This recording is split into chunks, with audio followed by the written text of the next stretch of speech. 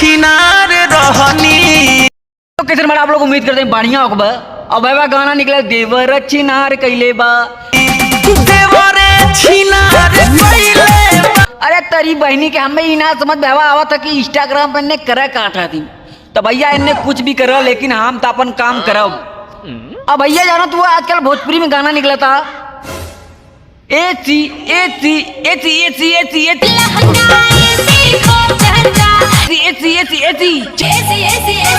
चली जवानिया में कुल कुल ठंडा बेसी खो जाता राजा लाइदर लहंगा विदेशी राजा लाइदा मॉडल विदेशी एसी खो जाता लहंगा एसी खो जाता राजा लाइदर लहंगा विदेशी लहंगा एसी खो करे तोरी बहनी के। अब बताओ भैया लहंगा एसी खो जाता का लहंगवा में कौन बैठलन का रे तो ना ना सुधर बात तो ना चाला दीपक बनारसी सही मुजराबाजी हिजड़ाबाजी लवंडियाबाजी लेकिन भैया का बाजी पता ही ना चली। और दिखाइए तो ना सुधर देवा लगा दीपक बनारसी तो ने बिगाड़ देवा। दीपक बनारसी लौड़े लग जाई और दीपक बनारसी पढ़ाई लिखाई छोड़ के खाली लवंडियाबाजी करी। लेकिन ना ना ना ना ना, ना बेटा मैं पता तनी अगवा सुना भैया का कहतिन तो बस बस बस बस यह रह गल। हम तो सोचे भाई लहंगा एसी खोजे तो लगा तो कौनो में बैठल है। अब लेकिन मोर लहंगा में आवे भूकंप रे राती के जब जब 12 बजेला सीना में जैसे तूफानवा उठेला लगेला जोर जोर मारेला कोर कोर लगा जवनिया तो तोर रे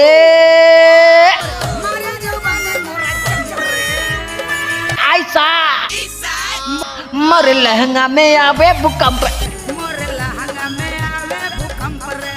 अरे तोरी बहनी के तोने भूकंप और लहंगा एसी खो जाता लहंगा में बारूद चलता अब पिस्टल मले गोली लहंगा फाट गई। थोड़ा सा ज्यादा बैठ जाएंगी टक करके तोरी बहनी के आज जौने दी दीपक बनारसी के मुस्टंडवा हट जाई ना चिंगड़ुआ पैदा हो जाई। अब बताओ भैया इन्होंने के समझाई।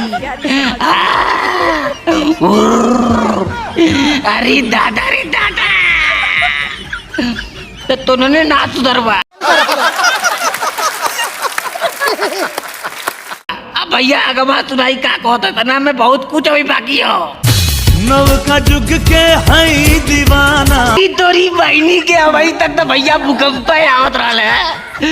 अब बतावा करी पहली पागल आगल नव जुग के हई दीवाना नवका जुग के हई दीवाना काकरी कोट कचहरी थाना काकरी कोट कचहरी थाना बचे पैबू नहीं अखिया के चोट से बचे पैबू नहीं अखिया के चोट से तो लहंगा उठा दे रिमोट से लहंगा उठा दे रिमोट से।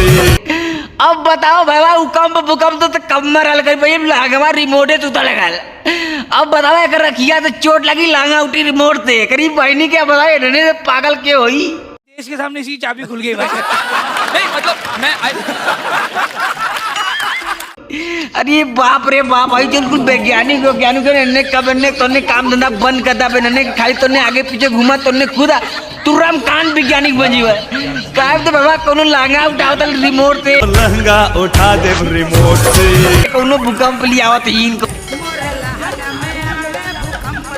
कोनो लहंगा एसी हो जाता गरीब बहनी के। लेकिन गरीब बहनी दीपक बनारसी जौने दिन मिली ना एसी लगा रिमोट भूकंप कुल खत्म हो जाई लौड़े लग जाई।